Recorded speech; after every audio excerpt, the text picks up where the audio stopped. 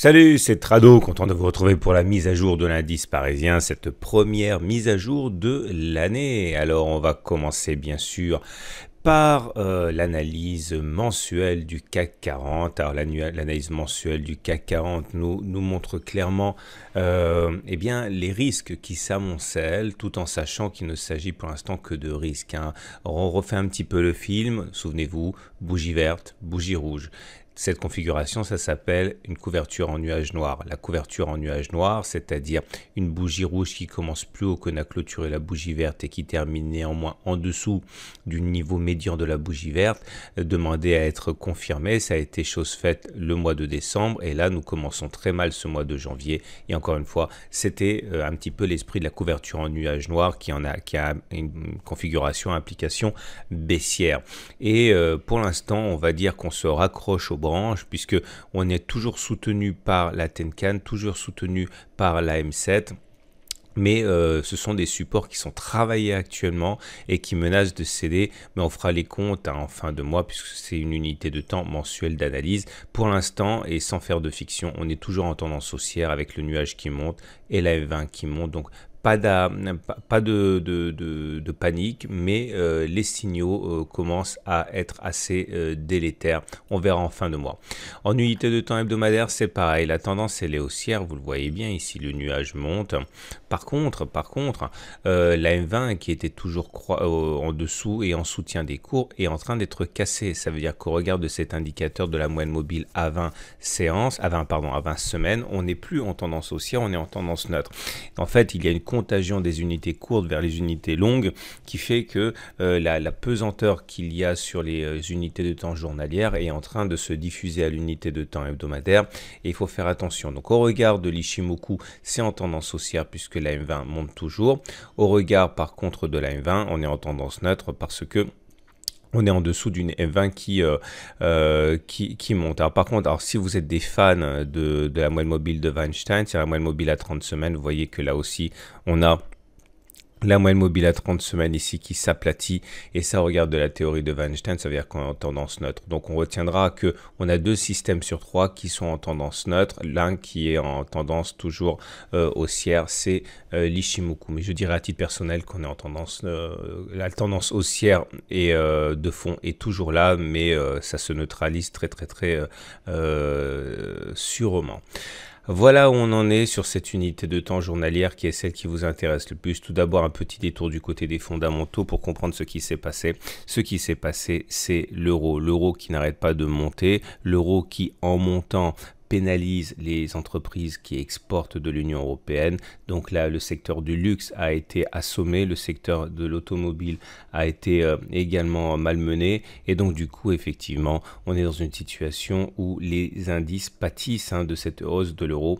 En plus, eh bien, les gains ont été assez conséquents l'année dernière. Il est assez légitime de voir des prises de profit assez marquées. En tout cas, j'ai décidé de faire la chose suivante. Je vous avais expliqué sur la dernière analyse, celle de vendredi de la semaine dernière, que compte tenu du fait que le triangle ascendant droit avait été cassé, eh bien, cela montrait que le trading range l'emportait en fait sur le triangle. Je vous renvoie à ma vidéo de vendredi et que je disais également que un retour sur le bas du trading range était à privilégier.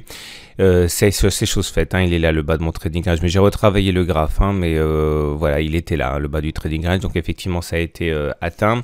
J'avais dit également dans l'analyse que le problème était qu'on avait des signaux baissiers qui s'accumulaient, le non-croisement baissier M7, M20, on avait une clôture en dessous de la Bollinger inférieure, c'est très important, j'ai un module de formation là-dessus, ça veut dire qu'on avait plus d'une chance sur deux de faire une nouvelle clôture en dessous de la Bollinger inférieure, voilà, c'est chose faite.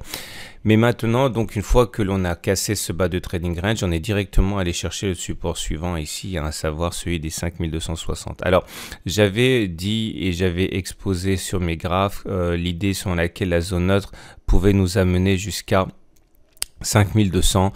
En fait, compte tenu des derniers événements et compte tenu de la tournure des graphes hebdomadaires et mensuels, je vais considérer que la zone neutre finalement c'est celle qui correspond au plus bas de la séance de vendredi. Ici, clairement, ça veut dire que tant qu'on est entre 5430 et 5270, on est en zone neutre et je considérerais qu'une tendance baissière s'installe si on clôture significativement en dessous de cette zone ou qu'une tendance haussière s'installe si on clôture significativement au-dessus des 5430. Donc on va dire globalement que pour l'instant on n'est pas baissier, on est toujours en zone neutre, mais là maintenant il faut réagir très vite. Alors si maintenant on regarde un petit peu ce à quoi on peut s'attendre pour la suite, vous l'avez compris, on est maintenant en dessous du nuage. Alors heureusement, bien que l'on soit en dessous du nuage au regard de l'Ichimoku, on n'a pas de tendance clairement baissière établie parce que vous voyez le nuage il est toujours à plat et puis de toute manière la cassure du nuage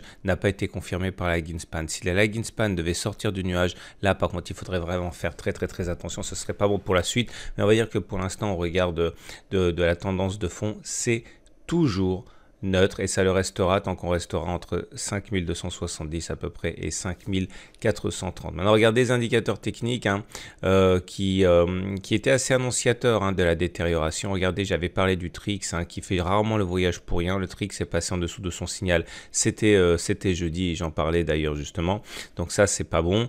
Regardez également le MACD qui est en dessous de son signal, j'en ai parlé aussi, c'est pas bon. Le momentum qui est en dessous de 0, bah c'est pas bon. Le RSI qui est en dessous de 50, c'est pas bon non plus. Alors les volumes sont plus élevés que ceux de la période de la trêve des confiseurs, mais ils sont pas très élevés non plus pour un retour de vacances, on va dire que c'est pas très faible, mais c'est relativement faible. Donc je vous propose sans plus attendre le plan de trade pour la suite, pour mercredi. Alors j'ai changé les données parce qu'elles sont caduques maintenant, puisque tout le scénario baissier s'est accompli. Je vous rappelle que j'avais dit si on cassait les 5315 en clôture, on allait chercher 5300. Si on allait chercher 5300 en clôture, on allait chercher 5266. Bon bah voilà, ça s'est déroulé. Ça a mis du temps à se mettre en place ce plan de trade, mais vous voyez, les traders étaient impatients.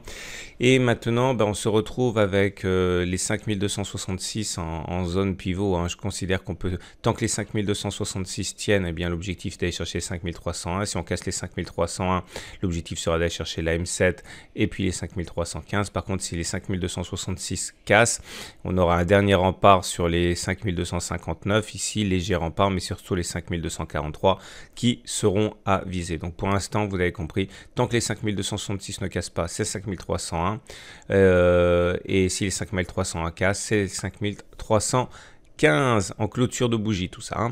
Voilà, basculons maintenant du côté rapidement du DAX qui lui aussi nous gratifie d'un ensemble d'éléments assez intéressants. Alors j'ai oublié de... Voilà.